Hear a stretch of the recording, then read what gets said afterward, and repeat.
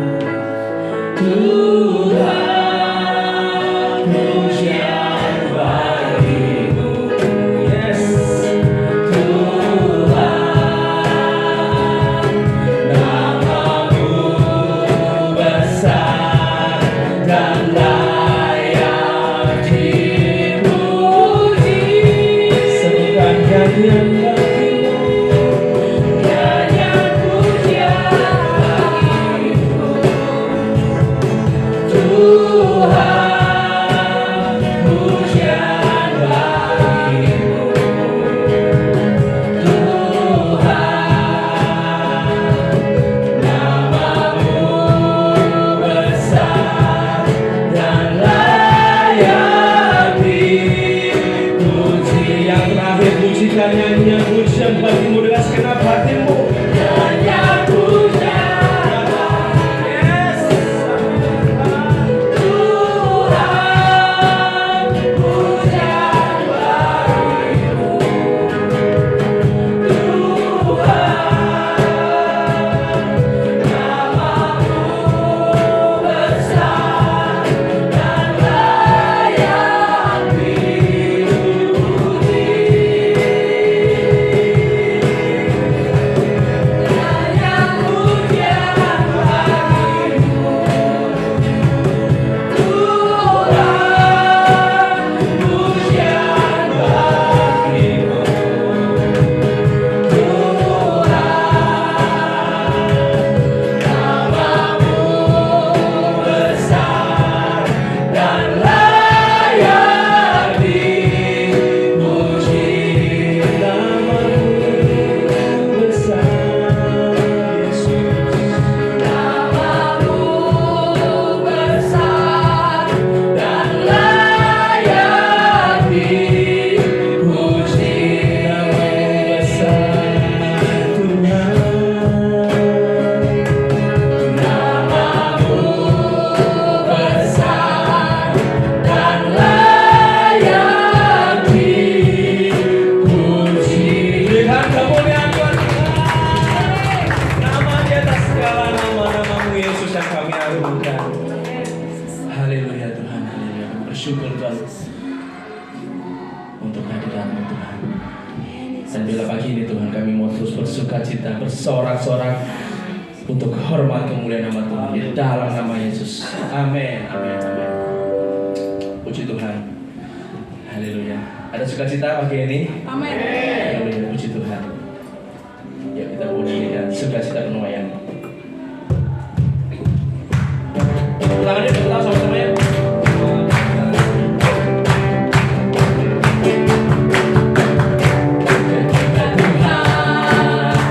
Pulihkan keadaan Sion, keadaan kita seperti orang yang bermimpi. Waktu itu mulut kita penuh dengan tawa, lidah kita dengan sorak-sorai. Yang benar cucurkan air mata akan menuai dengan bersorak-sorai.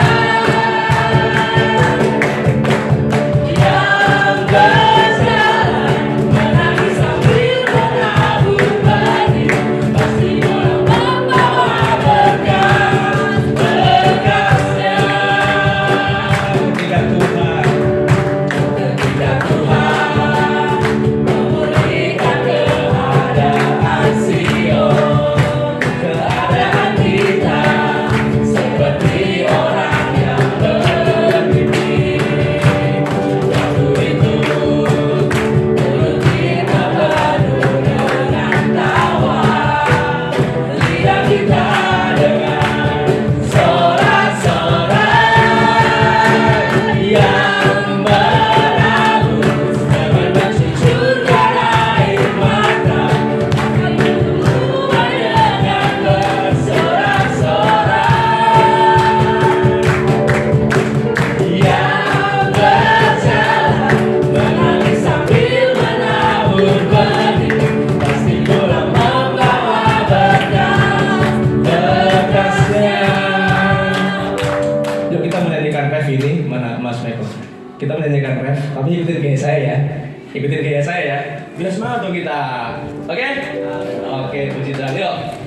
Yang ayo. Dengan mencucurkan air mata akan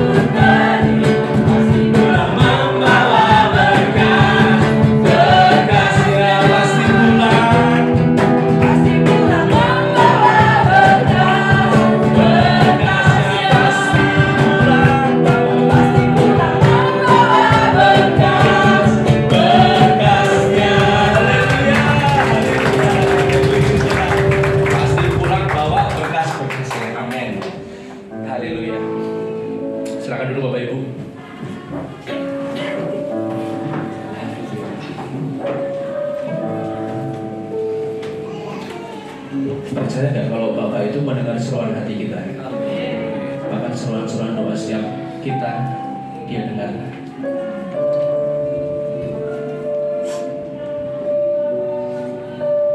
Bahkan Dia nggak pernah sekalipun melepaskan kasih-Nya. Dia Bapa yang senantiasa terus menyertai dengan kasih-Nya dari hari ke hari. Bahkan sampai kita ada hari ini, saya percaya semua karena kasih karunia-Nya.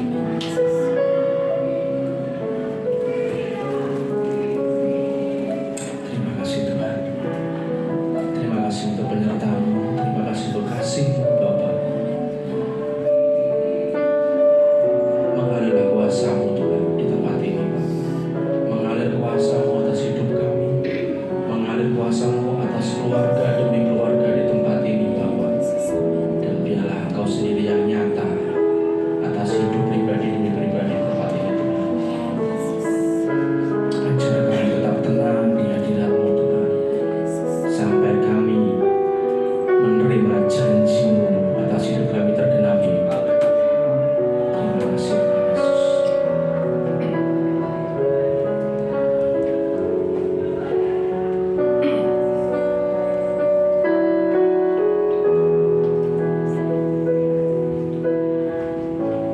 Bapa Kau mendengar seruan hatiku. Tak pernah Kau lepaskan dari kasih-Mu. Lewat lembah gelap, Kau temani aku. Roh-Mu bekerja selalu untuk kebaikanku.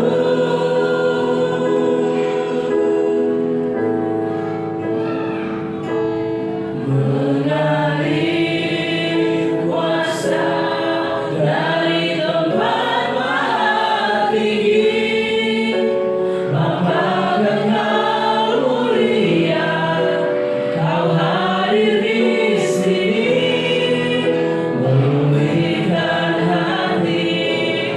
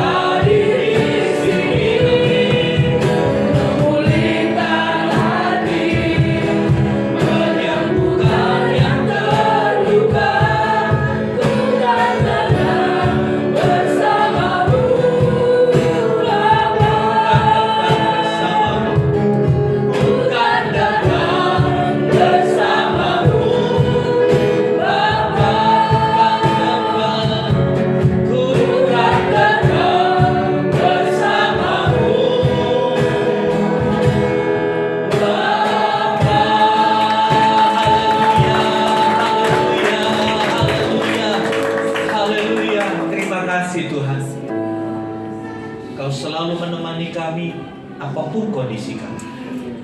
Sekali-kali Kau tidak pernah meninggalkan kami. Seringkali kami yang meninggalkan Engkau. Ampuni kami Tuhan. Biarlah di hari-hari ke depan kami boleh terus berjalan dengan Bapa yang baik itu. Terima kasih Tuhan untuk kuasa-Mu, untuk kasih-Mu. Dan biarlah setiap kami menikmati bajikan dan kemurahan-Mu seumur hidup kami. Terima kasih Tuhan. Bersama-Mu kami tenang, bersama-Mu kami aman, bersama-Mu kami akan jalani setiap lembah kekelaman. Satu keyakinan, kemenangan ada di tangan kami. Terima kasih Tuhan. Berbicaralah kepada setiap kami, nyatakan kebenaran firman-Mu, merdekakan kami dengan kami memahami kebenaran-Mu. Tuhan juga memberkati saudara-saudara kami yang sudah melayani kami dalam pujian penyembahan. Berilah mereka tidak akan pernah sia-sia di dalam Tuhan. Terima kasih Bapa. Di dalam nama Tuhan Yesus kami berdoa. Haleluya. Amin. Ya, terima kasih untuk teman-teman tim Praise and Worship. Shalom saudara. Shalom. Shalom. Shalom. Apa kabar? Saya diberkati, kamu diberkati, kita semua diberkati. Haleluya, haleluya. Saudara yang dikasih Tuhan, bulan ini bulan kemerdekaan. Iya, sebentar lagi kita merayakan hari kemerdekaan bangsa kita. Ya, saudara yang dikasih Tuhan, oleh sebab itu hari ini saya mau ambil satu tema yang sangat penting. Merdeka atas harta duniawi. Saudara, saya pernah membaca satu penelitian, khususnya di Indonesia. Sebagian besar masalah orang di Indonesia itu masalah ekonomi. Top skornya untuk masalah yang dihadapi, sesuatu yang dianggap masalah adalah bidang ekonomi. Setelah itu baru kesehatan. Ya. Saudara, kenapa sih orang begitu memandang masalah ekonomi, keuangan itu sesuatu yang menjadi masalah, yang mungkin menyesakkan dada, yang membuat pikiran kacau? Ya, karena kalau kita lihat next, lagi ya. Ya, kalau kita lihat kehidupan nyata dan harta itu ada satu hubungan yang tidak terpisahkan. Ya, saudara dikasih Tuhan, hidup di dunia tidak dapat dilepaskan dari harta, dari masalah ekonomi. Ya. Kita perlu uang, betul. Ya, untuk apapun perlu uang. Ya. Kita nggak bisa lepas. Sehingga ketika ada sedikit masalah di dalam ekonomi, maka kehidupan pun akan terganggu. Saudara dikasih Tuhan, bagaimana seorang mengelola hartanya merupakan cermin dari sikap hidupnya, baik terhadap dirinya sendiri, dunia atau lingkungannya, bahkan Tuhan. Bagaimana dia bisa mengelola hartanya? Banyak orang yang belum bebas, belum merdeka. Kata merdeka itu bebas, terlepas dari segala ikatan, terlepas dari segala tekanan, terlepas dari segala sesuatu yang membebani. Ya. Banyak kali keadaan ekonomi itu membebani kita. Benar apa betul, saudara? Ya kan? Itu cukup menguras energi kita hari-hari ini. Ya. Ini bukan hanya di kalangan anak-anak Tuhan. Orang yang tidak mengenal Tuhan juga merasakan hal yang sama. Ya, pasca COVID, ya pasca pandemi, bukan berarti kehidupan manusia menjadi baik-baik saja. Karena selesainya pandemi itu disusul dengan krisis ekonomi. Ya. Sepertinya yang namanya uang itu susah banget dicari. Begitu udah dapat, perginya juga cepat sekali. Ya itu satu realita yang kita nggak bisa pungkiri. Ya, kita yang katanya orang-orang rohani juga mengalami hal yang sama. Ya. Sepertinya dana di rekening kita itu hanya sekedar numpang lewat. Betul ya, Sre? Masuknya sekali, keluarnya berkali-kali. Sehingga saya harus berulang kali ganti kartu ATM, tambah tipis ATM saya. Karena tipis jadi gampang patah. Ya sekarang dikasih itu realita. Nah, cuma kita mau belajar hari ini bagaimana kita supaya bisa merdeka dengan segala urusan harta duniawi. Kita bebas, konsentrasi kita tidak hanya difokuskan kepada satu bidang itu. Karena sejatinya kehidupan kita bukan melulu soal ekonomi. Yang percaya katakan amin. Kehidupan kita tidak melulu, tidak 100% untuk mengurusi ekonomi. Benar apa betul, saudara? Iya. Yang punya keluarga mengurusi anak, ya kan? Yang sudah berkeluarga belum punya anak ngurusin orang tua, kan begitu. Ya. Saudara, kehidupan tidak hanya berputar di pencarian harta. Oleh sebab itu kita mau belajar hari ini bagaimana kita bisa merdeka atas segala harta duniawi.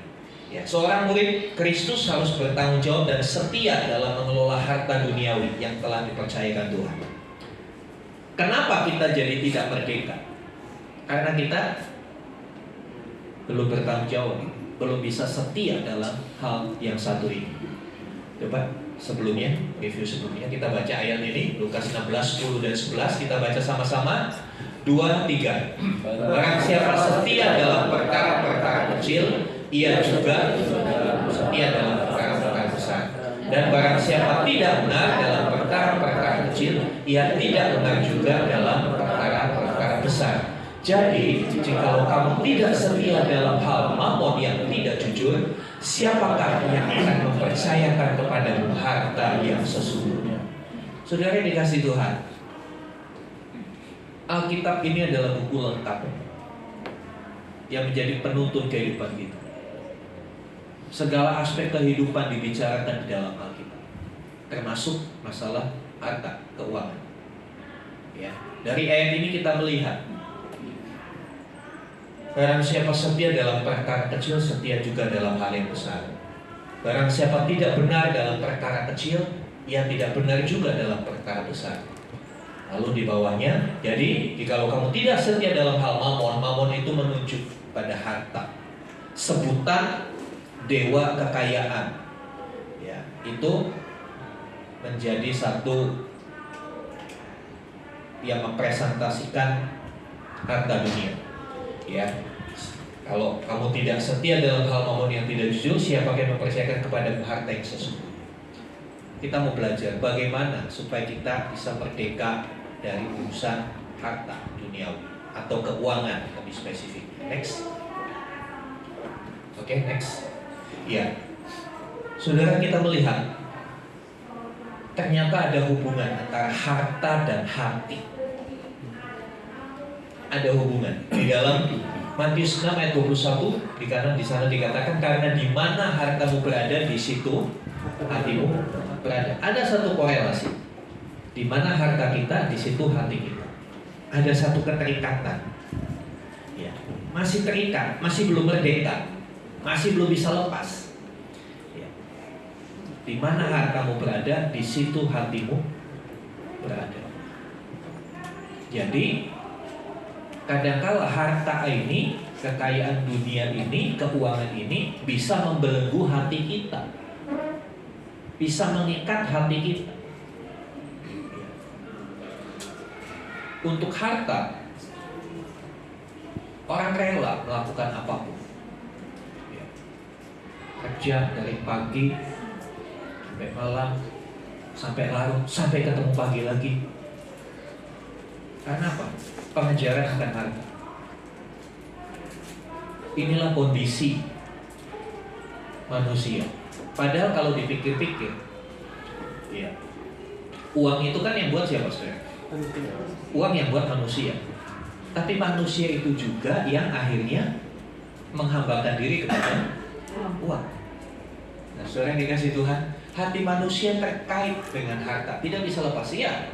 Ya, jikalau seorang memiliki hati yang benar, maka dalam kaitannya dengan harta, ia harus memelihara hatinya seturut firman Tuhan. Jadi, dalam kaitan harta dan hati, kita yang bisa mengontrol hati kita dulu. Jangan harta kita dulu yang dikontrol, hati kita dulu yang diurusi. Hati kita dulu yang diurusi.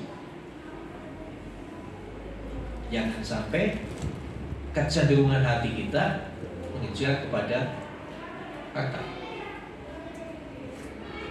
Selanjutnya, saudara, next. Ya. Selanjutnya, harta dan Tuhan. Bagaimana hubungan harta dan Tuhan? Tadi harta dan hati. Harta bisa mengunci hati, bisa mengikat hati. Ya, sehingga orang yang kaya dalam perjalanan pelayanan Tuhan Yesus, dia ketemu orang yang kaya raya, dia tanya, gimana supaya bisa hidup yang kekal? Ya. Lakukan hukum Tuhan. Semua sudah aku lakukan, keren. Terus terakhir Tuhan bilang, jualah seluruh hartamu, bagi-bagikan. Di sini dia nggak bisa. Ya. Susah orang melepaskan keterikatan hatinya dengan harta. Lalu kita lihat, saudara, bagaimana hubungan harta dan Tuhan. Ya. Kita baca Lukas 16 ayat 13. Tolong dibaca, saudara Michael. Lukas 16 ayat 13.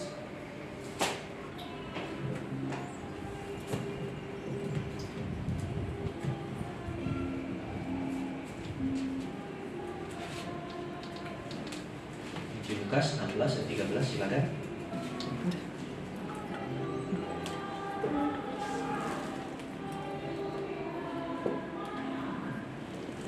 Lukas 16 ayat 13. Seorang hamba tidak dapat mengabdi kepada dua tuan, karena jika demikian ia akan membenci yang seorang dan mengasihi yang lain, atau ia akan setia pada yang seorang dan tidak meninggalkan yang lain. Kamu tidak dapat mengabdi kepada Allah dan kepada Mammon. Iya, saudara, hubungan harta dan Tuhan dijelaskan di ayat ini. Teristimewa di bagian kalimat terakhir. Kamu tidak dapat mengabdi kepada dua tuan, ya. Kamu tidak dapat mengabdi kepada Allah dan kepada Mammon. Saudara yang dikasih Tuhan, ini pernah saya sampaikan beberapa minggu yang lalu. Jelas sekali hubungan harta dan Tuhan itu saling berkompetisi. Tuhan dan harta itu bersaing. Maka Tuhan sendiri berkata, kamu tidak dapat mengabdi kepada Tuhan dan kepada Allah dan kepada Mammon. Tuhan menganggap harta itu saingannya, kompetitornya. Ya, untuk penjelasan lebih lanjut, saudara bisa lihat lagi ya penyampaian saya di channel YouTube gereja. Tuhan sendiri jelas menganggap uang itu sebagai kompetitor, bukan berhala. Berhala itu enggak terlalu punya pengaruh, ya. Tapi uang, harta itu cukup mempengaruhi kehidupan manusia. Ya. Hari-hari ini status seseorang ditentukan oleh seberapa banyak harta yang dia punya, betul ya? Sehingga orang memperlakukan orang yang banyak harta dan yang tidak punya harta perlakuan berbeda. Kalau datang ke sini mungkin, ya,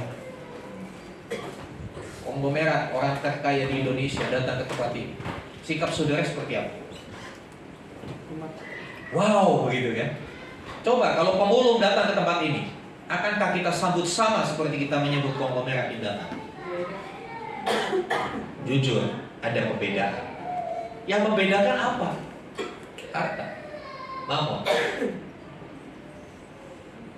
Saya melihat dalam banyak hal, bahkan harta sendiri bisa memberi keadilan. Ya. Pengadilan, di mana orang mencari keadilan, justru paling banyak ditemukan ketidakadilan di sana. Ya, sehingga ada lagunya sih benar, tapi diplesetin. Maju tak gentar, membela yang bayar. Siapa yang berani bayar lebih itu lolos. Ya. Saudara yang dikasih Tuhan, bahkan banyak orang beranggapan segala urusan gampang, yang penting ada duit. Ya memang sih Indonesia itu baik tentaranya maupun rakyatnya jago tembak semua, saudara. Jago tembak, tentara Indonesia, ya lomba menembak di Australia menang juara 1. Rakyat Indonesia jago tembak, SIM tembak, gitu kan. Ada apa-apa? Nembak. Ya gua tembak. Itu yang membuat akhirnya Tuhan berkata, kamu gak bisa mengabdi kepada dua Tuhan. Kamu gak bisa mengabdi pada Allah, kamu gak bisa mengabdi pada Allah. Dominasi harta begitu kuat, sehingga kalau kita tidak hati-hati, tanpa sadar, hari Minggu mungkin kita duduk ibadah, tapi hari Senin sampai hari Sabtu kita mengabdi kepada Tuhan yang satunya. Di dalam Lukas pasal 16 ini, dimulai dari ayat 10, kita melihat bahwa nggak bisa, karena kalau kita punya dua Tuhan, kamu akan suka yang satu, nggak suka sama yang lain. Kamu mengindahkan yang satu, nurut sama yang satu, nggak nurut sama yang lain. Kita terbagi. Makanya saudara, Tuhan menganggap harta, mamon itu kompetitornya.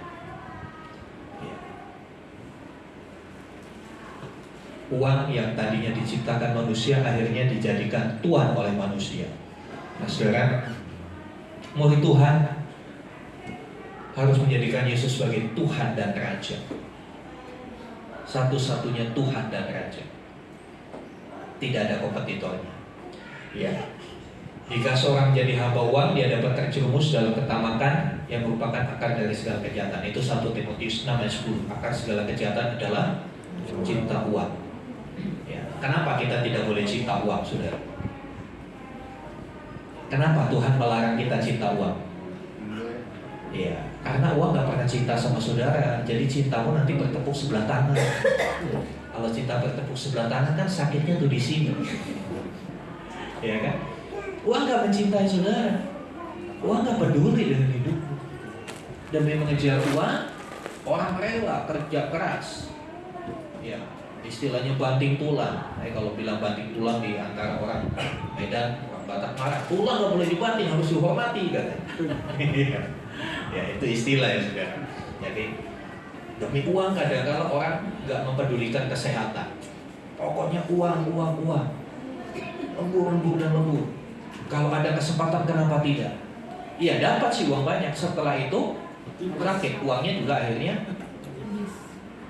Uang nggak cinta kita. Kita ngejarnya setengah mati. Begitu dapat dia bilang sakit kan, ya udah sakit, dia tinggalin kita dadah gitu kan. Menyakitkan hidup yang demikian saudara. Ya, menyakitkan. Ada lagi orang mengejar uang, anak gak diurus, akhirnya anak jadi anak pan, karena dia gak merasa perhatikan di orang tua. Orang tuanya sibuk membesarkan anak, gak cukup hanya pakai uang, saudara. Karena anak kita perlu perhatian, perlu didikan, perlu bimbingan. Nah, saudara yang dikasih Tuhan, makanya Tuhan katakan akar segala kejahatan itu cinta uang. Karena awalnya dari cinta uang, merebetnya kemana-mana, urusannya kemana-mana. Karena itu jangan cinta uang, cintailah Tuhan. Karena Tuhan lebih dulu mengasihi kita, amin. Yang udah jelas-jelas mencintai kita, kita gak pedulikan. Tapi yang gak cinta kita, kita kejar setengah mati. Itu namanya apa saudara? Jawab sendiri saudara. Ya, saya tidak mau kena kasus seperti yang baru rame. Jadi saudara yang dikasih Tuhan, mari kita mau cinta Tuhan. Karena Tuhan sudah lebih dulu mencintai kita. Bahkan cintanya luar biasa. Mana ada orang yang rela mati untuk kita. Pada saat kita berdosa lagi dia mati buat kita. Ya. Saudara yang dikasih Tuhan, murid Yesus ya harus menjadikan Yesus sebagai Tuhan dan Raja. Raja itu berhak menerima setiap persembahan yang terbaik dari umatnya. Betul? Satu sisi, ketika kita bicara hak dan kewajiban raja, suatu kali orang Israel ya minta raja. Sebetulnya orang Israel itu dipimpin langsung oleh Tuhan. Pola pemerintahnya teokrasi, Tuhan yang memerintah melalui para nabi, para imam.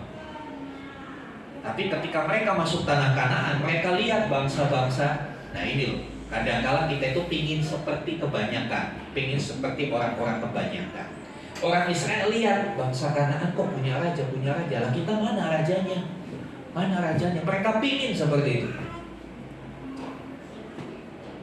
Akhirnya lalu Samuel, Tuhan berkata, ya sudah, ikutin mereka, ikutin mau mereka. Perhatikan saudara, Ketika Tuhan berkata iya untuk permohonan kita, belum tentu itu adalah kehendaknya yang sempurna buat kita. Karena peristiwa Israel minta raja, Samuel sebetulnya marah. Samuel ngadu sama Tuhan. Waktu itu Samuel adalah nabi, hakim terakhir, pemimpin terakhir bangsa Israel. Samuel ngadu, Tuhan, dia menolak Engkau Tuhan, dia minta raja, dia ingin seperti bangsa-bangsa lain. Tuhan bilang ikuti. Jadi perhatikan saudara, kadangkala Tuhan jawab doa kita, hati-hati saudara. Kita harus punya kepekaan. Kita harus punya kepekaan. Apakah itu benar-benar kehendak Tuhan, atau karena memang Dia ingin menguji hati kita? Ya. Saudara yang dikasih Tuhan, Tuhan itu Bapa yang begitu mengerti keadaan kita. Ketika Israel teriak minta raja, ya sudah kasih raja. Terus Tuhan kasih peraturannya. Raja itu akan melindungi kamu, ya. Raja itu akan menuntut kamu, tetapi raja itu punya hak. Kamu harus mempersembahkan sekian. Nah, saudara yang dikasih Tuhan, ya, karena mereka terlalu ingin seperti kebanyakan bangsa di sekitar mereka. Oke, kami siap. Selanjutnya kalau saudara melihat di dalam kitab Raja-Raja, disitulah mulai kejatuhan Israel secara rohani. Karena tidak semua raja itu takut akan Tuhan. Jadi orang Israel jadi tergantung sama rajanya, gak tergantung langsung sama Tuhan. Ketika rajanya takut akan Tuhan, baik. Ketika raja itu menyimpang, tidak takut akan Tuhan, orang Israel juga menyembah berhala. Ketika menyembah berhala, hancur mereka oleh musuh-musuhnya. Jadi secara dikasih Tuhan, ya, Kristus adalah Raja kebenaran. Dia satu-satunya yang harus kita taati. Next, jadi Raja kita bukan uang, Raja kita Tuhan Yesus. Kita harus berani pilih. Kita nggak bisa pilih dua-duanya. Makanya, ya, Tuhan dalam Alkitab, pernikahan Kristen itu pernikahan yang monogami, satu pria satu wanita. Kita tidak terima yang namanya poligami, ya, satu laki dua perempuan. Kalau yang lain boleh, silakan, itu yang lain bukan kita, gitu aja. Saya nggak mau mendebat menyatakan itu salah, tapi itu bukan kita. Dengan alasan yang penting adil. Bisakah manusia bersikap adil? Dan masalahnya di situ sebenarnya. Bisakah kita bersikap adil? Terlalu sulit. Demikian juga dalam hal siapa sesembahan kita, siapa raja kita. Kita nggak bisa mengabdi kepada Tuhan dan mengabdi kepada harta dunia. Ya, Tuhan menghendaki setiap muridnya setia dan bertanggung jawab atas seluruh kehidupan. Ya, termasuk atas harta duniawi yang dipercayakan kepadanya. Ini tanggung jawab kita atas harta. Memang harta itu kompetitornya Tuhan, tapi bukan berarti kita nggak boleh punya harta. Boleh, dengan batasan-batasan tertentu, atau dengan kata lain, kalau kita lihat di spanduk-spanduk ada bintang, syarat dan ketentuan berlaku. Menjadi kaya boleh nggak, saudara? Boleh. Syarat dan ketentuan berlaku. Kan seperti itu. Ya, inilah syarat dan ketentuannya. Ya, kita harus setia dan bertanggung jawab atas harta itu. Kita harus memperlakukan harta itu pada tempatnya. Jangan sampai harta kekayaan itu menjadi tuan atas hidup kita. Kita yang harus ngatur harta itu. Next. Ya, kesetiaan dan tanggung jawab itu ditunjukkan dengan next, ya. Ya, mengatur dan mengendalikan keuangan. Makanya dalam Lukas 16 tadi dikatakan setia dalam perkara kecil, setia dalam tanggung jawab kecil. Seberapa harta yang Tuhan percayakan kepada saudara, kelolalah itu dengan baik, aturlah itu dengan baik. Ya. Makanya kita harus belajar mengerti dan memahami kata cukup. Kata cukup itu sederhana, tetapi begitu sulit untuk dipahami dan dilakukan. Lebih gampang kita memaknai kata kurang, betul kan? Gaji sudah 2 digit, 20 juta. Kurang. Ya kan? Pinginnya 50. 50 kurang. Maunya 100. Itu lebih gampang orang itu dengan lebih gampang orang mengerti kata kurang. Susah kita berkata cukup. Padahal Tuhan Yesus berkata, cukupkanlah dirimu dengan apa yang ada padamu. Kata cukup itu bukan berarti lalu kita diam dan tidak bekerja. Banyak orang yang keliru mengartikan kata cukup. Ya sudah, cukuplah diam. Enggak, cukup tetap kita melakukan tanggung jawab pekerjaan kita, tetap dalam usaha kita, ya kan? Tetapi kata cukup itu dimaknai sebagai suatu usaha yang sesuai dengan porsinya. Atau dengan kata lain, kata cukup itu menolak ambisi. Kata cukup itu menolak ambisi. Orang yang berambisi menjadi kaya, ya seperti tadi saya katakan, wah 1 jam kalau saya kerja saya dapat 200.000. Berarti saya selesai kerja jam 5. Kalau saya tambah jam 6, jam 7, jam 8, jam 9, jam 10, 5 jam kali berapa tadi? 100.000. Tambahan 500.000. 1 hari tambah 500.000. 1 bulan tambah sekian. Di mana kata cukupnya kalau sudah begitu? Iya kan? Di mana kata cukup? Kata cukupnya diganti dengan kurang. Ini yang Tuhan tidak mau. Ya. Karena apa? Tubuh itu lebih berharga dari harta. Betul? Tubuh itu lebih berharga dari harta. Nah, saudara yang dikasih Tuhan, orang yang bertanggung jawab dengan harta adalah orang yang dapat mengatur dan mengendalikan uang atau harta.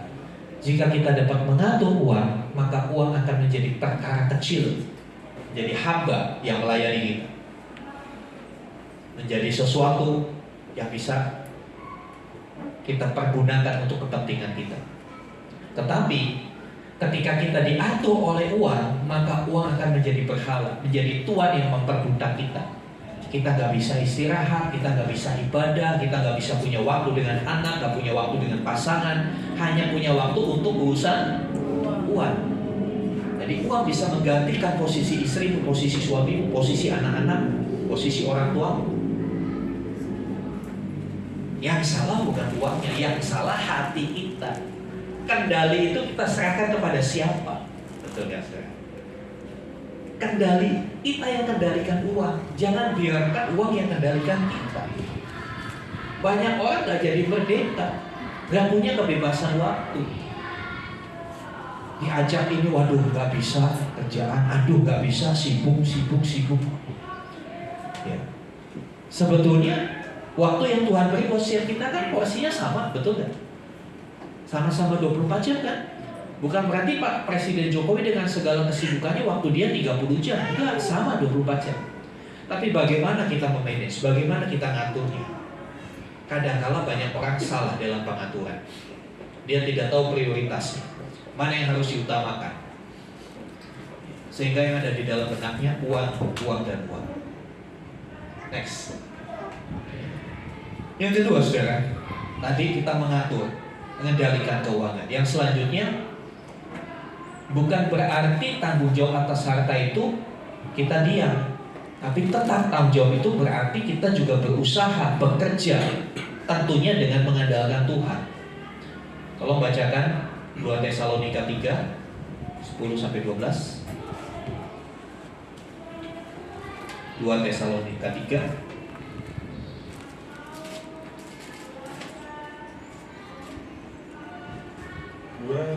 Tesalonika 3 ayat 10 sampai ke 12. Sebab juga waktu kami berada di antara kamu, kami memberi peringatan kepada kamu. Jika seorang tidak mau bekerja, janganlah ia makan. Kami katakan ini karena kami dengar bahwa ada orang yang tidak tertib hidupnya dan yang tidak bekerja, melainkan sibuk dengan hal yang tidak berguna. Orang-orang yang demikian kami peringati dan nasihati dalam Tuhan Yesus Kristus, supaya mereka tetap tenang melakukan pekerjaannya dan dengan demikian makan makanannya sendiri. Ya, saudara yang dikasih Tuhan, jelas sekali dalam ayat ini Rasul Paulus menasihatkan pada jemaat di Tesalonika untuk tetap bekerja. Bahkan ada satu peringatan keras di sana, barang siapa tidak bekerja janganlah ia makan. Bagian ayat ini kalau disimpulkan sederhananya jangan malas. Ya, jangan malas.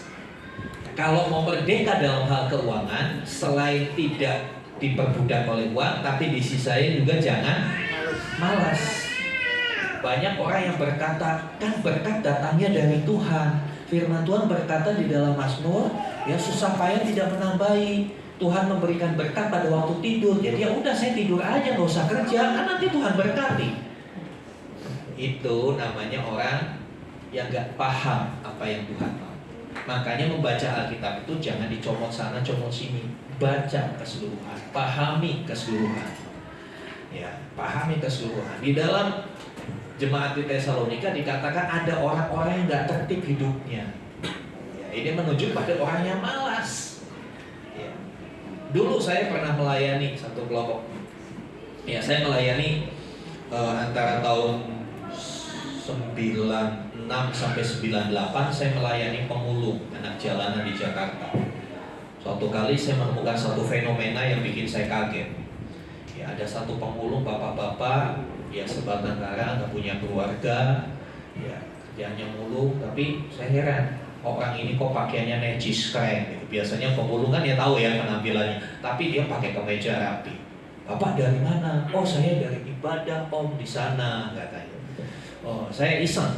Bapak satu minggu berapa kali ibadah? Dia 15 kali ibadah. Wow saya pendeta aja kalah ibadahnya sama dia. Dia pemulung ibadahnya 15 kali. Saya paling berapa kali? Paling 5 lah dengan pelayanan-pelayanan di luar. Dia ibadah 15 kali. Di mana aja Pak? Dia sebutin. Senin pagi di sini, sore di sini, Selasa di sini, di sini, di sini. Oh, ibadah terus, hidupnya untuk ibadah. Apakah itu dikatakan orang yang rohani? No. Saya cuma bilang ini orang males. Kenapa? Ibadah, biasanya ibadah-ibadah pemulung itu diadakan selesai ibadah ada makan. Ada sembako, entah sabun, entah apa. Nah, itu yang orang ini cari. Bayangin 15 kali minimal. Buat makan udah aman dia. Buat makan udah aman, keliling untuk makan. Tapi dia melanggar firman yang ini. Itu orang yang tidak tertib hidupnya. Kapan dia mau melakukan firman kalau kerjanya cuma ibadah terus? Ya kan? Ibadah terus. Artinya apa? Ibadah dan bekerja itu harus imbang, harus seimbang. Ya, doa dan bekerja harus balance. Bukan berarti setelah mendengar firman Tuhan ini saudara resign semua dari kantor lalu ya sudah berdoa sehari 6 jam, 8 jam. Saya jamin saudara pasti kelaparan. Karena begitu doa, begitu amin, duit itu nggak langsung blok datang di depan saudara. Kalau itu terjadi, saya pastikan saudara ke UGD. Kenapa? Syok kaget. Tiba-tiba duit sekupok ini jatuh. Wah. Hidup itu harus seimbang. Seperti Tuhan kasih kaki kita kiri dan kanan. Kenapa nggak kasih satu aja? Kan bisa jalan dengan loncat-loncat kan? Ya Tuhan kasih kaki kita supaya seimbang. Itu bicara soal berdoa dan bekerja itu harus seimbang. Bukan berarti berdoa terus tanpa ibadah, itu juga nol hasilnya. Atau kebalikan, doa terus tanpa bekerja, jangan makan katanya. Paulus kalau ngomong kayak gitu. Ya. Kalau dia nggak kerja jangan makan. Tentunya dia mau bilang kamu tuh jangan malas. Jadi cara kita bertanggung jawab atas harta kita, cara kita untuk bebas secara finansial, ya saudara harus rajin, saudara harus bekerja. Bekerja dengan mengandalkan Tuhan. Ya Tuhan adalah sumber berkat sejati. Namun berkatnya tidak akan dicurahkan tanpa alasan yang jelas. Kita dapat menerima berkat Allah dengan berdoa karena kita mengandalkan Tuhan. Dan kerajinan karena itu adalah tanggung jawab kita. Jadi bukan cuma doa tanpa kerja, doa dan bekerja. Ada istilah bahasa Latin, ora et labora. Berdoa dan bekerja, bukan berdoa saja atau bekerja saja, dua-duanya harus ada. Ya. Selanjutnya kreativitas, karena Allah bisa memberikan hikmat dan prinsip-prinsipnya. Ya, saya melihat di tengah pandemi, saudara, anak-anak Tuhan yang mau hidup bergantung dengan Tuhan, yang mau hidup bersandar sama Tuhan, Tuhan kasih kreativitas. Dia bisa dikasih ide-ide untuk mendapatkan penghasilan ketika semua kegiatan ekonomi terhenti. Tapi anak-anak Tuhan yang mengandalkan Tuhan selalu terpelihara. Apakah mereka hanya duduk diam nunggu bansos dari pemerintah? Oh, bansos nggak cukup, saudara. Bansos 1 bulan paling habis buat 1 minggu. 3 minggunya mau makan apa? Tapi orang-orang yang mau bergerak, mau rajin, mau tetap bekerja, Tuhan kasih kreativitas, bikin ini, bikin ini, bikin ini, ada aja. Dan dia merdeka. Dia tidak terbelenggu dengan masalah ekonomi. Selanjutnya, next. Ya, yang selanjutnya, supaya kita bisa merdeka dari harta, kita harus belajar memuliakan Tuhan dengan harta kita. Mari kita buka di dalam Amsal 3, 9 dan 10.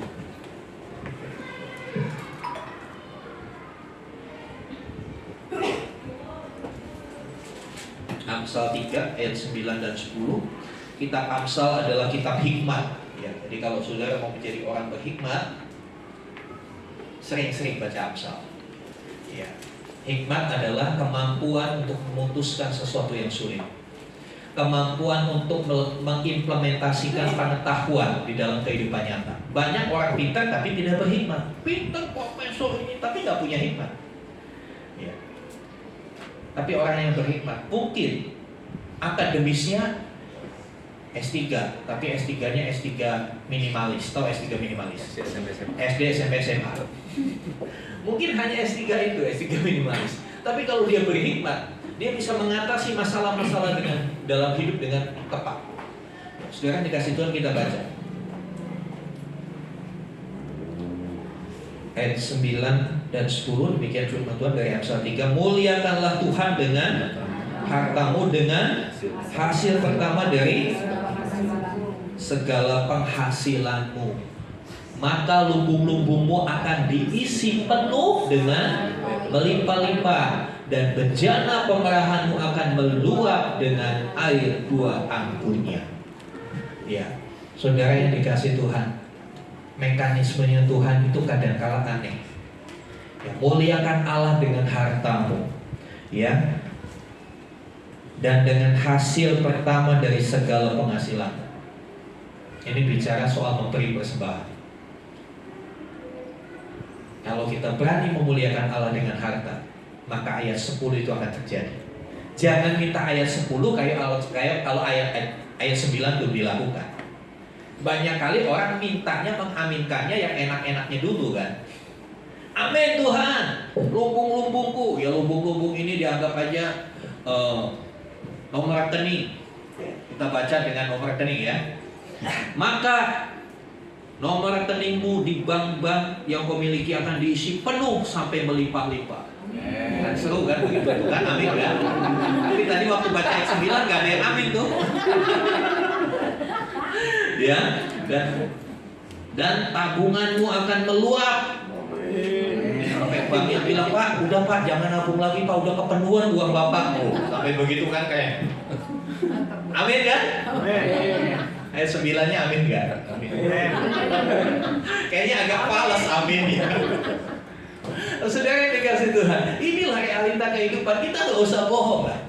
Ya. Kita pinginnya yang enak dari Tuhan, tapi yang menjadi bagian Tuhan kita gak lakukan. Ya. Hidup memuliakan Tuhan tidak dapat dilepaskan dari yang namanya persembahan-persembahan. Jadi memuliakan Tuhan bukan hanya pada saudara memuji Tuhan, ya, bukan hanya memuji Tuhan. Karena Roma 12 ayat 1 dikatakan persembahkan tubuhmu sebagai persembahan yang hidup. Dalam tubuh, pengertian persembahan tubuh yang lalu saya katakan bukan berarti pas Idul Adha saudara datang ke masjid, ke dewan masjid, Pak saya mau dipersembahkan. Persembahkan apa? Saya mau dipotong. Bukan itu maksudnya. Karena ayatnya bilang persembahkan tubuh, bukan itu. Tubuh itu bicara seluruh keberadaan kita, termasuk apa yang ada di dalam dompet. Saudara dikasih Tuhan, tidak lepas dari persembahan-persembahan. Nah, ada 2 jenis persembahan utama yang diperintahkan Tuhan untuk dilaksanakan oleh murid-murid Kristus. Next, ada 2 jenis persembahan utama. Yang pertama, ini yang paling dibenci oleh anak orang-orang Kristen. Persembahan apa? Persepuluhan. Ya. Apa itu? 10% dari hasil. Ya, 10% dari hasil. Ya, dari untung, dari gaji. Ya, yang harus diberikan ke dalam perbendaharaan rumah Tuhan melalui gereja lokal. Bukan diberikan kepada perbendaharaan Gembala Sidang, bukan, perbendaharaan rumah Tuhan. Makanya persembahan persepuluhan saudara itu bukan untuk memperkaya saya sebagai gembala, tapi itu digunakan untuk perbendaharaan rumah Tuhan. Masuk kas gereja, karena kita belum punya tempat ibadah sendiri, tiap tahun kita harus setor atau bikin keruko ini, peruntukannya untuk itu. Nah, saudara dikasih Tuhan, sebagai warga kerajaan Allah, murid Kristus harus dengan sukacita memberikan persembahan persepuluhannya kepada Tuhan, yang adalah Raja segala raja. Banyak orang berkata, persembahan persepuluhan itu kan hukum Taurat, perjanjian lama, perjanjian baru mah gak berlaku. Yakin? Saudara dikasih Tuhan, kalau saudara rajin baca Alkitab, baca kitab setahun, tahunan yang tiap pagi saya tuntun itu, saudara akan ketemu ayat bahwa persembahan persepuluhan juga dilakukan oleh Abraham sebelum hukum Taurat itu Tuhan berikan. Persembahan persepuluhan Abraham memberikan, waktu itu Abraham mengalahkan 4 raja, dapat jarahan dong. Ya kan, dapat jarahan. Setelah itu dia disambut oleh Melkisedek. Tokoh Melkisedek, ya bukan Melkisedek ketua Bank UI, bukan, itu Melkisedek yang KW itu. Melkisedek yang di Alkitab itu tokoh yang kontroversi. Karena apa? Dia dikatakan tidak punya silsilah, nggak punya bapak, nggak punya ibu. Nah, lo bingung kan? Bagaimana kalau seorang hadir nggak ada bapaknya, nggak ada ibunya, bukan yatim piatu, tapi tidak ada silsilahnya. Anaknya siapa, keturunannya siapa? Tiba-tiba nawang. Dia dikatakan raja dari Salem. Dia punya 2 kedudukan, imam dan raja. Ini jarang sekali. Raja ya raja, imam ya imam. Imam itu urusannya urusan kerohanian, raja urusan pemerintahan, urusan duniawi. Tapi Melkisedek ini dia raja, dia juga imam. Siapakah Melkisedek? Dia bukan manusia, tapi sebetulnya ini adalah, kalau dalam bahasa teologianya, teofani, penampakan Tuhan Yesus pada Abraham pada waktu itu. Dan di situ dikatakan Abraham memberikan 1/10 dari semua jarahannya. Jadi memberikan persembahan persepuluhan itu bukan hukum Taurat, tapi sudah ada sejak zaman Abraham. Dan di dalam perjanjian baru, Tuhan juga berbicara tentang persepuluhan. Ya. Banyak orang, sebetulnya orang yang berkata, perjanjian persepuluhan itu kan konsepnya perjanjian lama, perjanjian baru gak gitu. Ya. Pertanyaan saya, apakah Allahnya perjanjian baru dengan Allahnya perjanjian lama sama? Sama. Kalau sama, ya ketentuannya sama, tidak berubah, kan begitu. Coba kita lihat next. Ya. Persepuluhan bukan saja disebut dalam perjanjian baru, perjanjian lama. Kejadian 14:20 itu Abraham, Imamat 27 ayat 30. Ya, tolong dibacakan. Imamat 37 ayat 27 ayat 30. Imamat 27 ayat 30. Demikian juga segala persembahan persepuluhan dari tanah, baik dari hasil benih di tanah maupun dari pohon-pohonan, adalah milik Tuhan. Itulah persembahan kudus bagi Tuhan. Iya. Dikatakan itu adalah miliknya Tuhan. Ya. Segala persembahan persepuluhan dari tanah, hasil benih, dari buah pohon-pohonan milik Tuhan. Itulah persembahan kudus bagi Tuhan. Jadi perpuluhan itu milik Tuhan. Iya. Banyak orang merasa itu sudah tidak berlaku. Tetapi Tuhan Yesus sendiri mengajarkannya dalam perjanjian baru. Ya, kadang-kala yang dipakai ayat untuk perpuluhan itu hanya Maleakhi 3:10. Bawalah persembahan persepuluhanmu ke rumah perbendaharaan Tuhan. Ya kan? Banyak kali itu yang dikorbankan. Tapi Alkitab ini banyak sekali ayat yang bicara tentang persembahan persepuluhan. Bahkan Tuhan Yesus sendiri, Matius 23:23.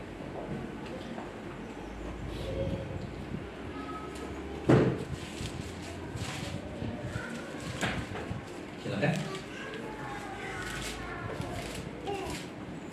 Matius 23 ayat 23. Celakalah kamu, hai ahli-ahli Taurat dan orang-orang Farisi, hai kamu orang-orang munafik, sebab persepuluhan dari selasih, ades manis dan jintan kamu bayar, tetapi yang terpenting dalam hukum Taurat kamu abaikan, yaitu keadilan dan belas kasihan dan kesetiaan. Yang satu harus dilakukan dan yang lain jangan diabaikan. Iya, ini adalah kritik Tuhan Yesus, koreksi Tuhan Yesus kepada hidup keagamaan orang Farisi dan ahli Taurat. Mereka itu orang-orang yang tekun membayar perpuluhan, bahkan dikatakan perpuluhan dari selasih, ya, perpuluhan dari adas manis jintan kamu bayar. Bayangkan selasih, saudara tahu selasih ya, biji-biji kecil. Pernah nggak kasih perpuluhan dari itu? Ngitungnya gimana, saudara? Itu kan kecil-kecil biji itu. Tapi orang Israel, ahli Taurat itu benar-benar kasih perpuluhan dari selasih. Begitu detail dia menghitung persembahan persepuluhannya. Tetapi Tuhan Yesus bilang, kamu beri persembahan perpuluhan, tapi dikatakan ada yang mereka abaikan, keadilan dan belas kasihan dan kesetiaan. Keadilan, kebelas kasihan dan kesetiaan diabaikan. Nah, orang gereja zaman sekarang membalik. Jadi ekstrem kiri, ekstrem kanan. Ahli Taurat, orang Farisi, ekstrem kiri. Perpuluhan, dibayar tepat. Jintan aja dikasih perpuluhannya. Semua begitu detail. Tapi keadilan, kesetiaan, belas kasihan diabaikan. Tapi gereja zaman modern dibalik. Perpuluhan diabaikan dengan alasan ya yang penting kan kita punya belas kasihan. Yang penting kan kita setia sama Tuhan, setia beribadah. Ya. Yang penting kan kita bisa berlaku adil sama karyawan kita. Lalu apa? Koreksinya Tuhan Yesus. Ayat terakhir, kalimat terakhir dari ayat 23 dikatakan, yang satu harus dilakukan, yang lain jangan diabaikan. Dengan kalimat ini Tuhan Yesus bilang, perpuluhan harus tetap dilakukan, tapi belas kasihan, keadilan, kesetiaan juga harus dilakukan. Jangan kita separuh-separuh kalau mau mengikut Tuhan. Banyak kali kan ketika orang ditegur, kenapa kamu nggak kasih perpuluhan? Ya saya bantu kok karyawan saya yang lagi kesusahan, saya kasih. Kalau ada 17-an, saya nyumbang paling gede kok buat lomba-lomba. Saudara yang dikasih Tuhan, Tuhan bilang yang satu harus dilakukan, yang lain jangan diabaikan. Dengan kata lain Tuhan bilang harusnya kamu lakukan dua-duanya, kan begitu. Saudara perhatikan, perpuluhan ini bukan hanya untuk perjanjian lama, tapi Tuhan Yesus sendiri bicara hal yang penting, bahwa itu harus dilakukan. Dengan kata lain, itu hukumnya sunnah apa wajib, saudara? Wajib. Itu hukumnya wajib. Ya, memang ketika seorang hamba Tuhan mengkhotbahkan perpuluhan, itu adalah khotbah yang kontroversi, khotbah yang tidak populer. Khotbah yang populer adalah saudara diberkati, saudara disembuhkan. Terima berkat, angkat dompetmu, nanti Tuhan berkati. Tulis hutangmu di kertas, bawa ke Tuhan, dalam nama Yesus selesai ibadah ini, hutangmu lunas. Karena ada begitu, saudara. Enak aja hutang ibu bawa gini terus pulang lunas. Kalau mau coba boleh, Paling nanti saudara didatangi debt collector. Saudara dikasih Tuhan. Ya, ini bukan tema yang populer. Tapi karena saya hamba Tuhan, hamba kebenaran, ini harus tetap disampaikan. Masalah Anda melakukan tidak, keputusan di tangan Anda. Ya, saudara dikasih Tuhan. Nah, untuk detailnya perpuluhan nanti kita akan tanya jawab di komsel-komsel. Ya, kita akan gali. Pak, hitungnya gimana Pak perpuluhan? Karena saya pernah ketemu teman hamba Tuhan terlalu detail dengan perpuluhan, saudara. Detailnya gimana? Dia bilang gini, saya kemarin diajak makan di Alam Sari, saya lihat tagihannya 1 juta. Saya hitung, saya makan apa aja. Dia saking detailnya, saudara. Lihat menu itu dia pegang handphone. Buat apa? Buat hitung yang dia makan itu berapa. Yang saya makan itu 63.000, berarti 6.300. Sampai di rumah disisihkan 6.300. Ini perpuluhan dari berkat makanan yang saya terima. Ya bagus kalau Anda bisa begitu, tapi betapa ribetnya hidup ini kan begitu. Ya kan, kalau saudara nggak tahu harganya kan salah, daripada salah kan. Oleh sebab itu, kalau saudara tanya lalu bagaimana Pak? Kalau saya lebih baik kasih lebih daripada kurang, betul kan? Karena apa? Next. Ya, karena perpuluhan adalah jumlah minimum yang kita bawa kepada Tuhan. Jumlah minimum. Artinya apa minimum? Kurang jangan, lebih boleh. Kalau saya daripada kurang mendingan lebih, kan ada kembalinya begitu. Ya kan? Coba saudara makan di restoran. Kalau saudara mau duit kurang kan malu-maluin, betul nggak? Lebih baik saudara lebih, dia nggak ada kembalinya, dia yang malu, dia yang bingung tuh. Kasirnya, aduh cari kembalian Pak, nggak ada kembaliannya. Ya udah simpan aja buat nanti. Dia yang bingung, dia merasa bersalah. Tapi kalau kita yang kuat, tagihannya 150, cuma buat 100 ya, cuma 100. Ya tinggal KTP deh. Saudara, perpuluhan dan jumlah minimum yang kita bawa kepada Tuhan sebagai bukti cinta kepada Tuhan. Artinya kurang jangan, lebih boleh. Karena ini adalah bukti cinta kita kepada Tuhan, maka semakin kita mengasihi Tuhan, semakin kita rela memberi lebih. Ya, saya percaya Bapak Ibu, ketika waktu pacaran, ya hitung-hitungan nggak pacaran. Makan bakso, ditraktir makan bakso, ya cowok bilang gini, mau bawa pulang nggak? Gitu kan? Udah makan di situ 2 mangkok, masih ditanya mau bawa pulang nggak? Itu karena apa sih sebetulnya, saudara? Padahal lagi cekak, lagi bokek. Tapi di depan kekasihnya nggak mau kelihatan bokek, betul.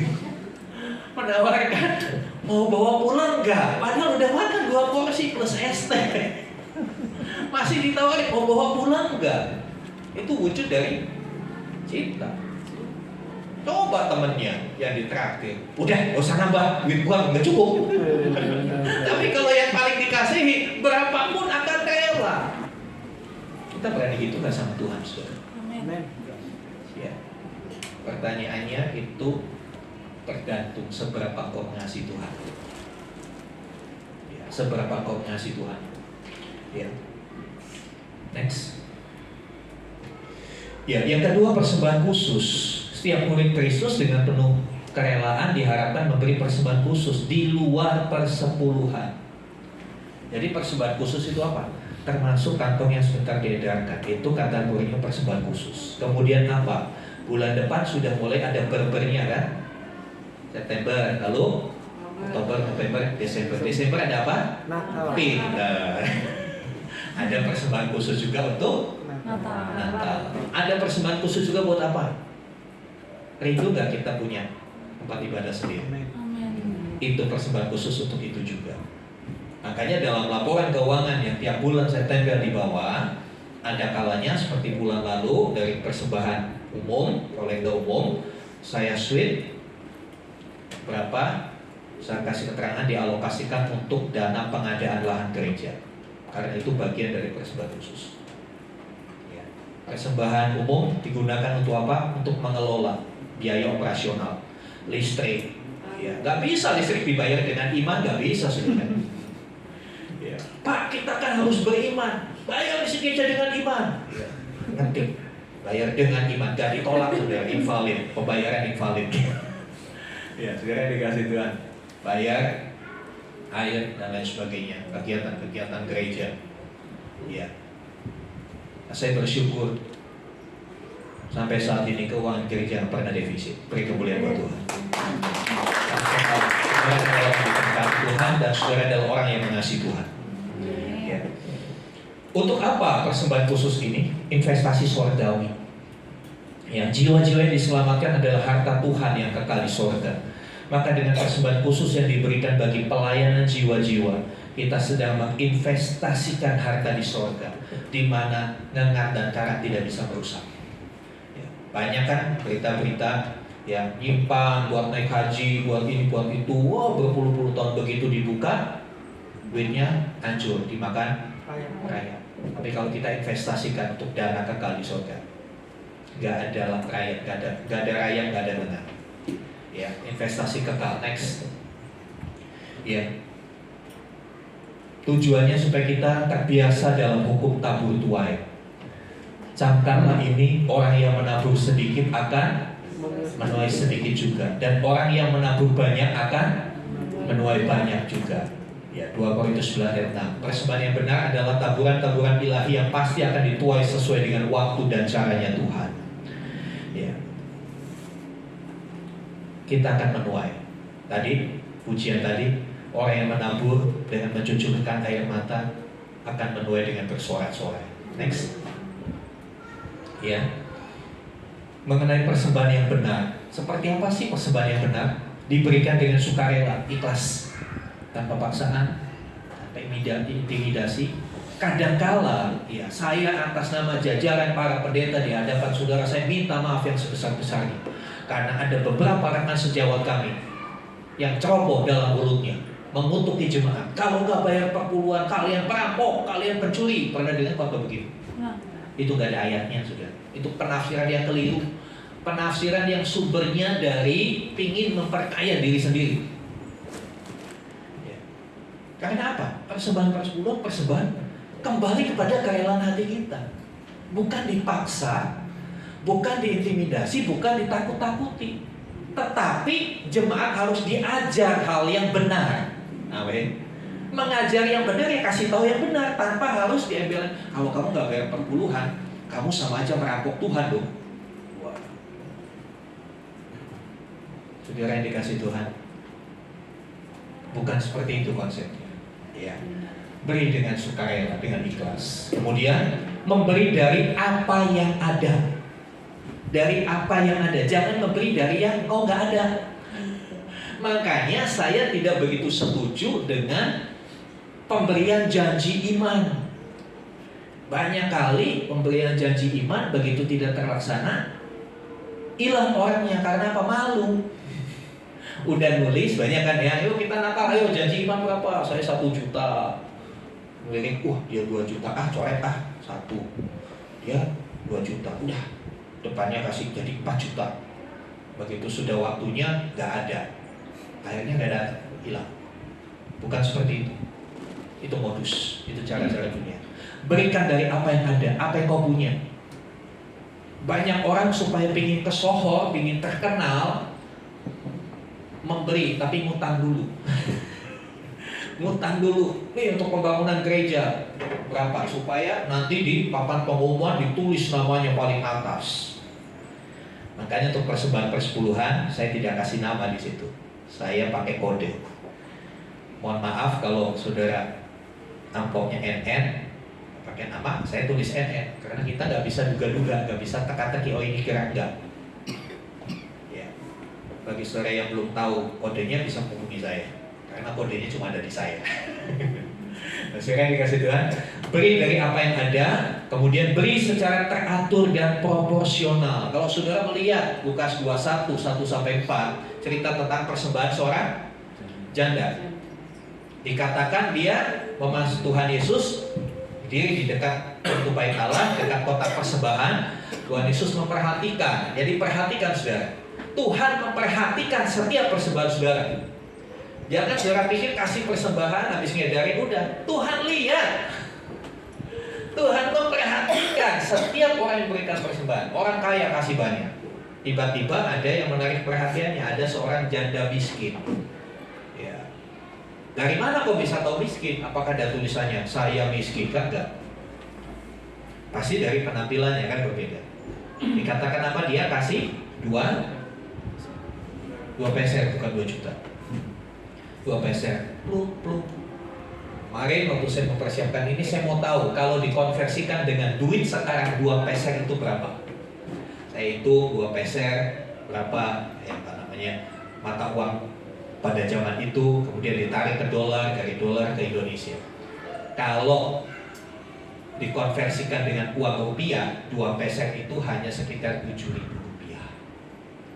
Dia kasih 7.000 rupiah. Tapi dikatakan dia memberikan seluruhnya yang dia punya. Ya nominalnya 2 peser, 7.000 dibanding dengan orang kaya yang sebelumnya pasti jauh banget. Ini bicara soal apa? Tuhan itu melihat persentase. Proporsional enggak? Dari keuangan yang kita punya, yang kita persembahkan, proporsional enggak? Contoh yang sederhana, mohon maaf, saya tidak berniat menyinggung atau apa. Kira-kira kalau saudara punya gaji 10 juta, persembahanmu hanya 2.000 rupiah, proporsional enggak? Saudara yang jawab dalam hati. Sementara ada orang yang pendapatannya tidak pasti, ya. Tiap hari pun makannya nasi rames, atau nasi rames ramesti. Makan nasi rames Pak, keren makan nasi rames. Iya ramesti, kadang makan kadang orang. Ya kalau ada sedikit ya Indomie pun jadi gitu ya. Tapi dia berani ngasih 10.000. Saya katakan bukan 10.000 ya. Persentasenya proporsional nggak dengan berkat Tuhan yang kita sudah terima. Ini yang mungkin ini pemahaman baru bagi saudara. Proporsional enggak apa yang aku berikan sebagai bukti kasihku kepada Tuhan dengan apa yang Tuhan sudah terima. Tuhan sudah berikan dan kita terima. Persembahan itu harus teratur dan proporsional. Belajar dalam sebuah keteraturan. Ya. Pak, lalu perpuluhan gimana? Ya boleh, mau tiap awal bulan, mau akhir bulan, mau mingguan, terserah. Ya kan? Mana yang paling memudahkan saudara, gitu aja. Jangan karena persepuluhan saudara harus perlu konsultan keuangan. Gak perlu saya kira. Waduh, saya harus masih perpuluhan berapa? Saya panggil konsultan keuangan ya, untuk hitung perpuluhan saya. Kalau penghasilan saudara udah di atas 100 miliar mungkin perlu gitu kan. Tapi kalau masih itu bikin yang simple aja. Kalau saya ditanya prinsipnya gimana? Yang penting saya kira-kira saya nggak kurang gitu aja. Karena itu minimum. Persembahan khusus, kerelaan, persembahan khusus ini nggak ada nominalnya, nggak ada ukurannya. Kalau perpuluhan kan jelas 1/10. Ya, bisa nanti di kalkulator 10% kali penghasilan saudara kalau nggak ngerti. Ya, tapi kalau persembahan khusus tergantung rela, sukarela. Tapi tetap proporsional. Next. Ya, memberi sebagai ucapan syukur atas berkatnya bukan sebagai pancingan. Banyak orang yang memberi sebagai pancingan. Kalau umpanya kecil nanti dapat ikannya kecil. Kalau umpanya gede nanti dapat ikannya gede. Jadi kalau kamu ngasihmu sedikit, nanti berkat Tuhan juga sedikit. Kasih yang banyak supaya berkat Tuhan juga banyak. Ini pembohongan rohani. Jangan memberi karena mancing. Ya. Memberi karena ucapan syukur. Karena kita sudah senang, berterima kasih Tuhan sudah pelihara, kita semua lolos COVID semua. Ya kan, semua sudah wisuda COVID kan, S1 minimal. Sudah. Bahkan ada yang S2, ada yang S3 COVID. Maksudnya 3 kali kena COVID. Terus saya dikasih jalan. Selanjutnya, bukan untuk dilihat orang, tetapi karena mengasihi Tuhan. Matius 6, 1-4. Kalau kamu beri, jangan orang tahu. Ya, artinya apa? Itu antara urusan saya dan Tuhan. Iya kan? Urusan saya dan orang yang saya kasih, urusan saya dengan kekasih jiwa saya. Gak perlu dipamerkan, gak perlu uangnya merah. Tuhan ini persembahanku. Tapi jangan juga supaya gak kelihatan orang tuh duit diremes-remes. Udah duit udah lecak, saudara remes-remes, kasihan yang ngitung ditarik, ya sobek. Kalau sudah sobek, ya udah gembalanya nombokin. Saudara yang dikasih Tuhan, ya. Prinsip-prinsip mengenai persembahan yang benar ini harus kita praktekkan. Sekali lagi sebagai kewajiban kita pada raja di atas segala raja. Karena Tuhan bilang berikanlah kepada Tuhan apa yang harus kamu berikan pada Tuhan. Berikan kepada negara apa yang harus kamu berikan pada negara. Dia raja atas hidup kita. Dia berhak terima persembahan kita. Di samping itu, ini adalah bentuk kasih kita, cinta kita kepada Tuhan. Ya, saya tidak mau mengabsen. Ayo, bulan ini yang belum perpuluhan siapa? Saya nggak mau absen. Biar Tuhan sendiri yang absen, saudara. Karena kalau saya absen, pasti sebagian besar pindah gereja. Tapi kalau Tuhan yang absen, itu lebih ayem rasanya, saudara. Iya kan? Next. Ya, jadi kesimpulannya, merdeka atas harta duniawi keuangan dimulai dari hati. Siapa yang ada di hati kita? Tuhan atau Mamon? Itu prinsip yang utama. Selanjutnya, untuk tetap merdeka, kita perlu bertanggung jawab atas harta kita. Bisa mengaturnya dan bekerja dengan mengandalkan Tuhan untuk mendapatkannya. Selanjutnya, ya, memberi persembahan adalah cara untuk menjaga hati kita fokus kepada Tuhan. Muliakan Tuhan dengan hartamu. Jadi, saudara, kalau saudara kasih persembahan sama Tuhan dan jumlahnya itu cukup membuat saudara saya berkorban. Korban itu pasti gak enak, pasti sakit, ya kan? Saya berkorban, sakit. Hatimu akan ada di korban ini. Kalau korban itu diberikan kepada Tuhan, maka hatimu kepada Tuhan, fokus kepada Tuhan. Ya. Jangan saudara berpikir Tuhan kan yang mempunyai langit, bumi dan isinya. Tuhan kan sudah kaya. Kenapa harus kita bawa? Saya pernah dengar. Kenapa kita harus bawa sumbangan kepada Tuhan? Waduh, hina banget ya Tuhan disumbang. Beda ya sumbangan sama persembahan. Bedanya apa? Persembahan itu sesuatu yang terbaik yang diberikan kepada yang posisinya lebih tinggi dari kita, yang posisinya lebih terhormat dari kita, lebih mulia, lebih berkuasa. Tapi kalau sumbangan, buat yang posisinya tergantung bagaimana saudara memposisikan Tuhan dalam hidup. Tuhan lebih tinggi dari engkau atau engkau lebih tinggi dari Tuhan? Itu yang akan mempengaruhi cara kita dalam memberi. Kira-kira kalau Presiden Jokowi datang ke rumah saudara, saudara mau kasih apa? Bingung kan mau kasih apa? Semua dia udah punya. Ya kan? Semua dia udah punya. Mau kasih apa? Yang ada kita minta. Kadang-kadang kita kan sama Tuhan begitu. Kita pinginnya minta terus sama Tuhan. Apa ada kesadaran menyatakan cinta kita, bukti kasih kita kepada Tuhan? Saudara, kalau hal-hal ini kita bisa praktekkan dalam hidup kita, saya percaya kita akan mengalami kebebasan, kemerdekaan dalam keuangan kita. Sesulit apapun, kita akan melihat bagaimana Tuhan itu. Bahkan di dalam Maleakhi kan Tuhan nantangin kita loh. Awallah persembahan persepuluhan dan ujilah aku loh. Kalau kita pikir Tuhan sampai bilang ujilah aku, itu Tuhan nantangin kita. Ujilah aku, bukankah aku akan membukakan tikap-tikap langit memberkati kau. Kalau Tuhan sampai bilang begitu,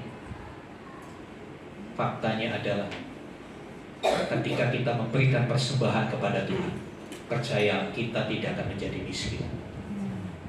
Asal yang sebelumnya kita lakukan. Ya, jangan kasih terus tapi nggak bekerja, kan konyol. Nah, kasih terus tapi kita nggak mengelola sumber-sumber keuangan kita dengan bijaksana. Ya. Saya percaya Dia adalah Allah yang tahu. Nah, sekali lagi, Dia tidak menuntut jumlah nominal, tapi hendaklah proporsional. Beda ya, nominal dan proporsional. Ketika kita bisa memberi dengan takaran yang sudah sewajarnya kita berikan, lihat, hidupmu akan terbebas dari jerat, dari keterikatan harta dunia. Mari kita datang pada Tuhan. Haleluya, haleluya.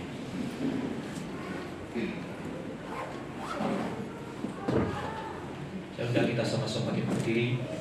tim expression worship bisa depan.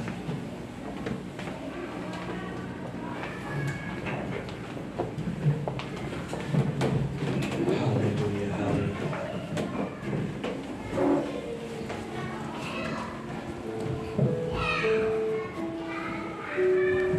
Menaikkan pujian mengasihi lebih syukur. Siapa yang kita kasih? Harta dunia atau Tuhan? Tuhan lebih dulu mengasihi. Mari kita mau lebih lagi mengasihi Dia.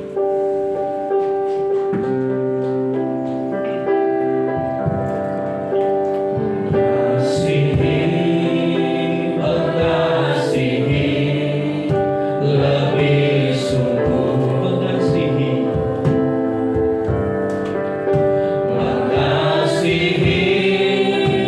Mengasihi, lebih sungguh Tuhan lebih dulu mengasihi.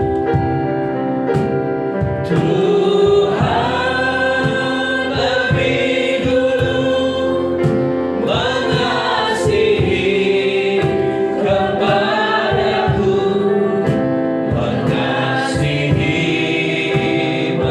mengasihi lebih sungguh, Mengasihi, mengasihi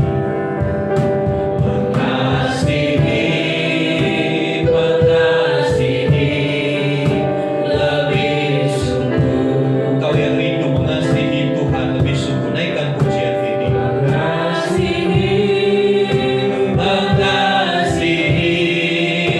lebih sungguh, Tuhan lebih dulu mengasihi. Tuhan lebih dulu mengasihi kepadaku, mengasihi lebih sungguh. Tuhan lebih dulu mengasihi. Tuhan lebih dulu mengasihi kepadaku,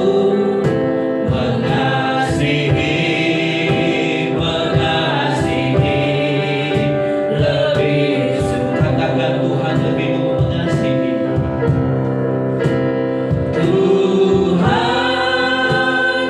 lebih dulu mengasihi kepadaku, mengasihi lebih sungguh. Mari periksa hatimu. Apakah kau sudah mengasihi Tuhan lebih daripada harta di dunia ini? Ingat, Dia lebih dulu mengasihi kita. Bahkan Dia telah mati untuk menyelamatkan kita. Bukan hanya itu, kematiannya juga memberikan status baru kepada kita. Kita yang percaya kepadanya dijadikan anak-anak Allah. Haleluya. Sedemikian kasihnya atas kita. Bagaimana tanggapan kita akan kasihnya? Haleluya, haleluya. Mari setiap pribadi perhadapkan dirimu kepada Tuhan. Perhadapkan dirimu kepada Tuhan. Haleluya, haleluya. Bapa, ini hidup kami. Kami tahu Kau lebih dulu mengasihi kami. Kau lebih dulu mati bagi kami. Terima kasih Tuhan. Kau menjadikan kami anak-anak Allah yang suatu kelak menjadi ahli waris dari kerajaan surga. Terima kasih Tuhan. Dan status ini juga yang memerdekakan kami dari setiap keterikatan kami, setiap perbudakan harta. Kami memang perlu keuangan, Tapi kami harus bertanggung jawab untuk mengatur keuangan itu. Terima kasih Tuhan. Berkati umat-Mu dalam setiap pekerjaan usaha yang dilakukan. Kiranya mereka melakukannya itu dengan benar seturut firman Tuhan, dengan rajin, dengan mengandalkan Tuhan, supaya kami terbebas dari keterikatan akan harta dunia. Kami terbebas dari kekurangan, kemiskinan, dan kami boleh belajar mengerti cukup, karena kasih karunia-Mu cukup bagi kami. Terima kasih Tuhan, dan ajar kami untuk melakukan setiap apa yang harus kami lakukan, memberikan kepada Tuhan apa yang menjadi haknya Tuhan, supaya kami tidak terikat lagi dengan uang.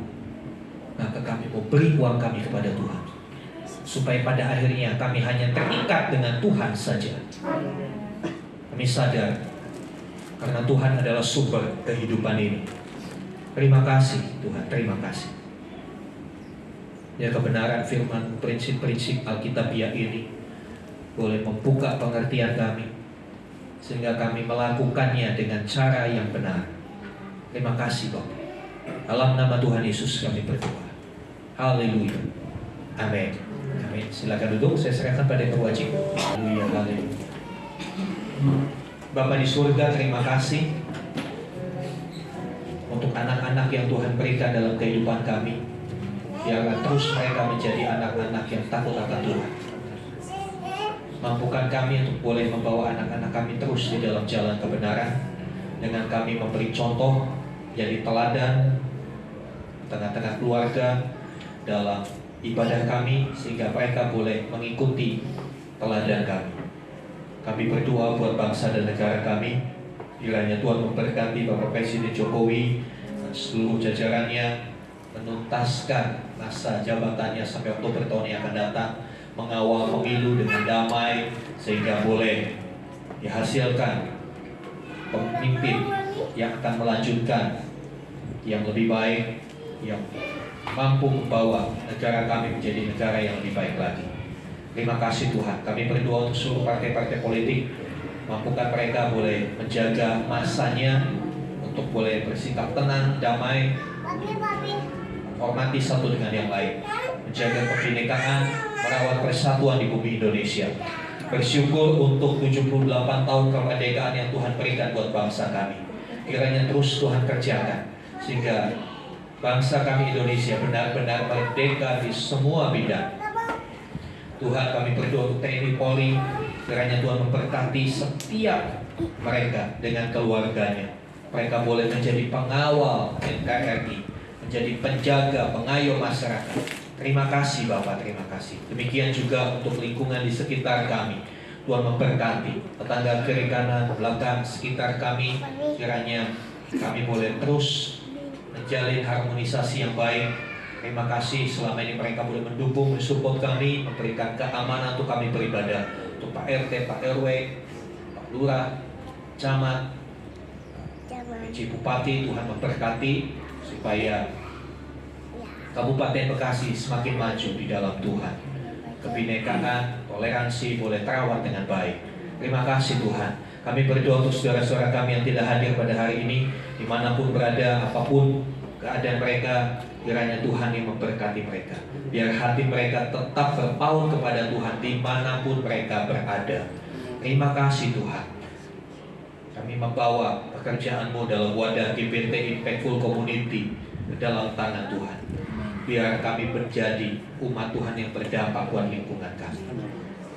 Kerinduan kami untuk memiliki tempat ibadah sendiri, kami percaya pada waktu itu akan terwujud. Biarlah kami bersama-sama bergandengan tangan mengerjakan apa yang menjadi bagian kami melalui berkat-berkat Tuhan yang Tuhan curahkan dalam hidup kami. Biarlah kami boleh berkontribusi untuk pekerjaan Tuhan di tempat ini. Berkati setiap pelayan-pelayan Tuhan, pengurus, setiap aktivis, siapapun yang terlibat di dalam pelayanan di tempat ini, kiranya mereka semakin sungguh-sungguh lagi di dalam melayani Tuhan.